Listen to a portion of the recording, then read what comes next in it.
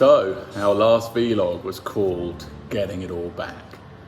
But it wasn't entirely true because since March, some things have been going on in front of our house that are sure to change our lives and the lives of this community forever. A Chinese corporation purchased the land in front of our house some time ago, and now they've begun their transformative project to bring a slice of Manila life to Siargao Island.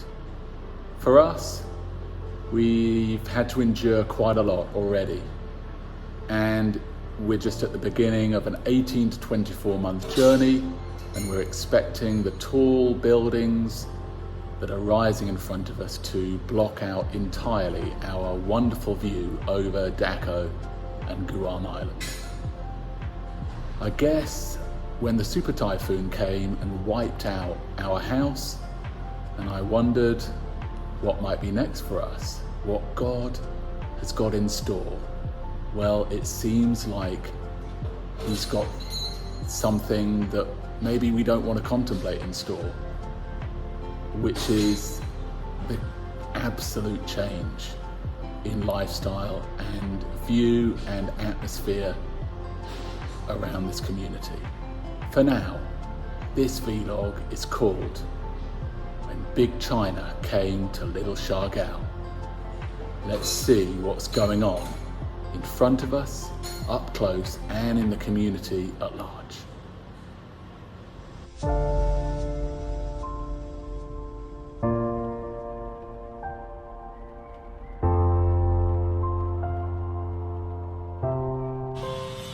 Today's vlog comes from the beach in front of our house.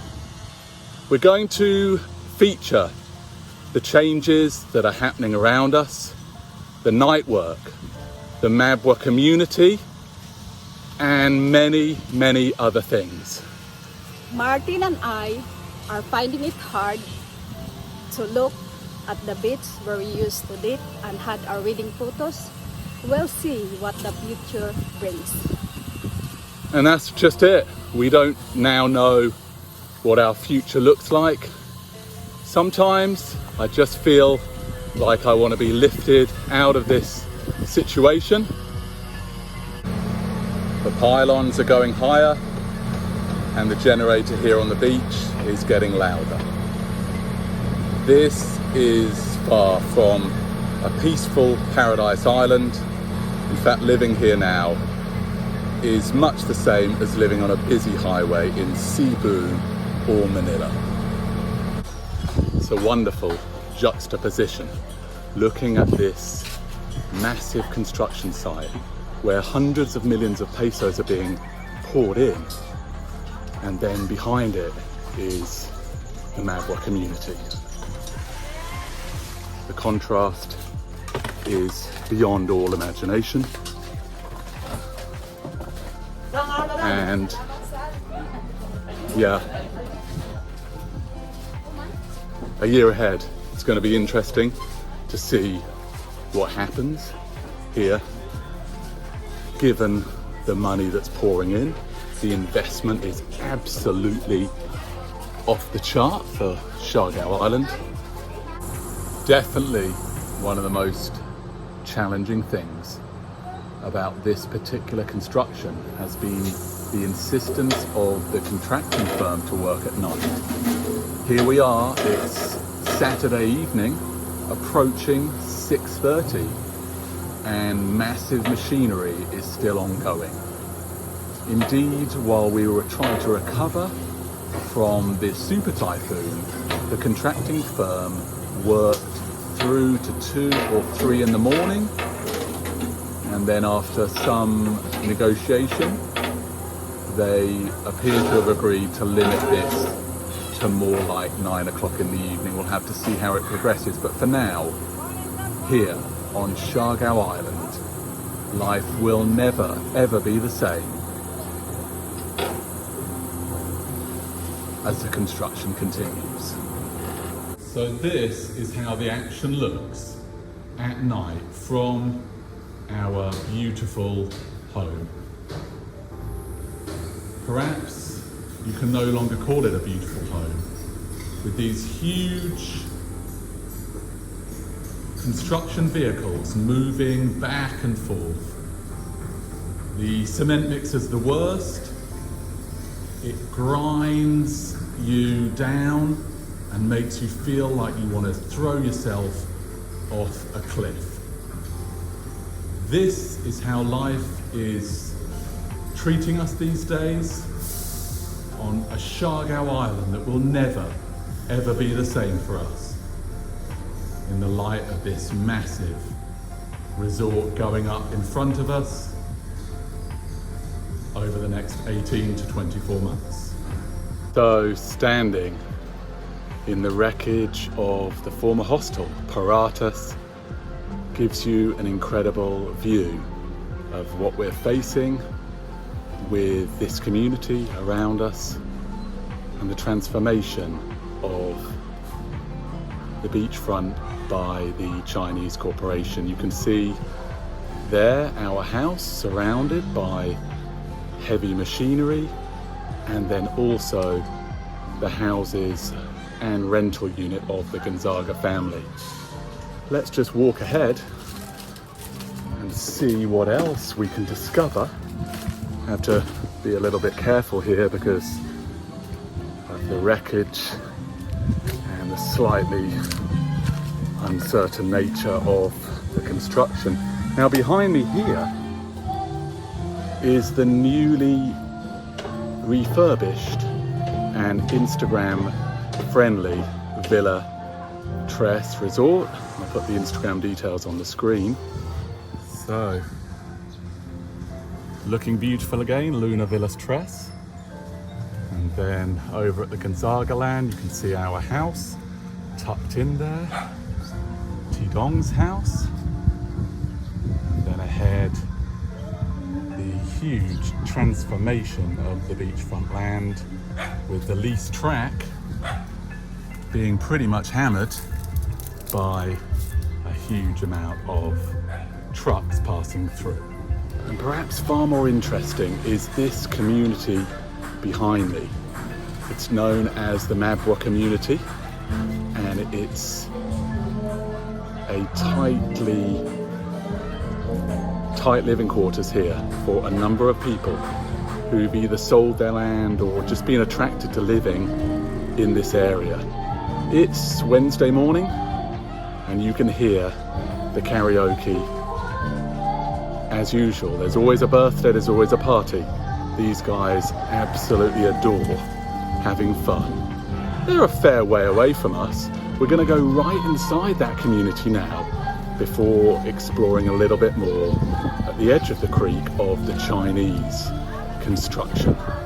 For now, at the top of Pirates, this is it. This is a community previously known as Barangay Lingit, and now it's being radically changed step by step. Let's see what the months and years ahead bring. At the very edge of the community, we have the pigs, and these will be saved up, ready for the fiesta. Of course, you can hear the karaoke. These guys enjoy life. It's very, very similar to a tight community in Manila. Housing situated really closely together. The whole area was absolutely wrecked during the super typhoon. Today, people are moving way beyond the typhoon. They've rebuilt, and this now, due to changes around us, this is the way that we indeed find our way to the beach. You can see down every little alleyway, there's so much variety of housing, and of course they have their own shops and chickens everywhere. It's an absolutely epic Philippine community, a slice of life situated around 75 to 100 meters away from us. Let's just check out the creek up ahead.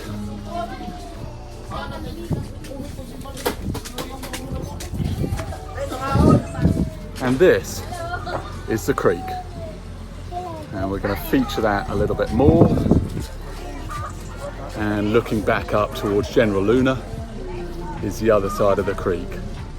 So this is it, the Mabua community. Behind me is the Chinese wall, and you can still see some devastating effects of the typhoon along the alternative beach track. Instead, you have to walk right through the community to get round. Could be cleaned up in future weeks due to the closure of the other side, but who knows? The karaoke on a Wednesday morning continues. This community loves singing. They love drinking. They love their chickens and pigs. They are true Filipinos. Let's go out now. And at the opening, you can see the pictures of this hundreds of million peso resort going up. And the alternative beach track yet to be cleaned. Some new walling going up here. And this is where they've begun their construction, and they're making significant progress over there with their heavy vehicles and their mountains of grain, gravel and so on. So in recent days, our situation with regards to getting to the beach is now more complicated. The Chinese own this track, and they opened it up at the beginning of their construction. Now, this beach track has been closed, and we have to, as I mentioned earlier, take the path through the Mabua community in order to reach the beach. Or we can just jump on our bike, of course. I guess all I'd like to say is, in a world where you can be anything, be kind. And I'm not sure that closing this beach track is kind. But it's closed, and you can see our cabin behind us. Our grass is looking green, and you can see our kitchen. And now our fully restored house. But we no longer have an immediate access to the beach, and this is a sad development. I guess for some people in a world where they can be anything, they've chosen to be unkind. Well, it's Sunday morning and another sight to behold.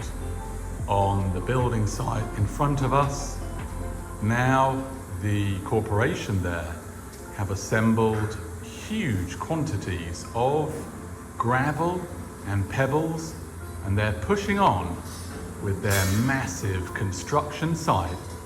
They work every day of the week, and it seems that they're determined to press on with night work.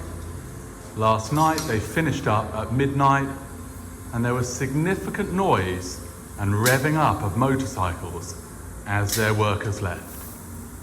We have no choice but to either live here and enjoy the ambient noise from the building site from early in the morning, around 7 o'clock, until whatever time they decide to finish.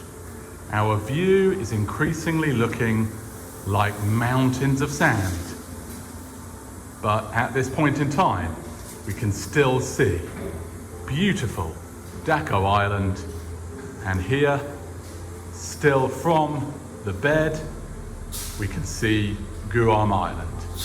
Thank you, God, for the blessings that are ongoing in our life.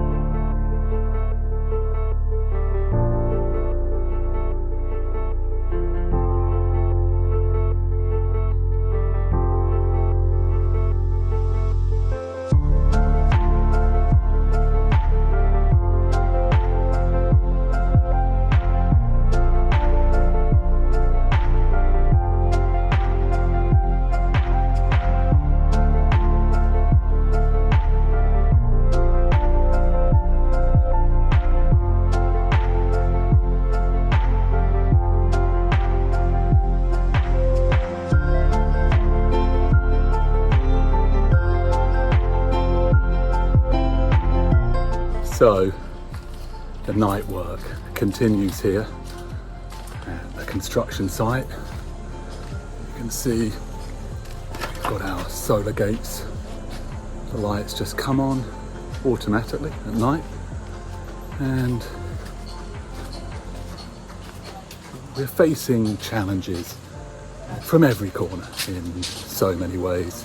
You can see here behind me, it's 7:30 in the evening and the building continues as they make so many huge buildings.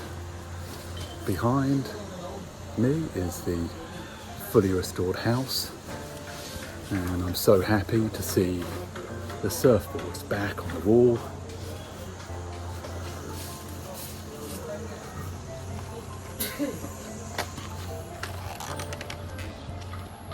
And behind me is our beautiful property at night. Tonight is July the 6th and my birthday is tomorrow. And we're going to find some peace in the hills, pitching a tent on our land for now. And we're going to go and sit down and enjoy a meal on my birthday eve. Let's see what Miras has cooked for me. So happy with the lighting here. We've fully restored it after the typhoon. Let's sit down and see what's on the menu. Tomorrow it's Martin's birthday, so now I'm serving him his favorite grilled fish with vegetables and a big glass of red wine.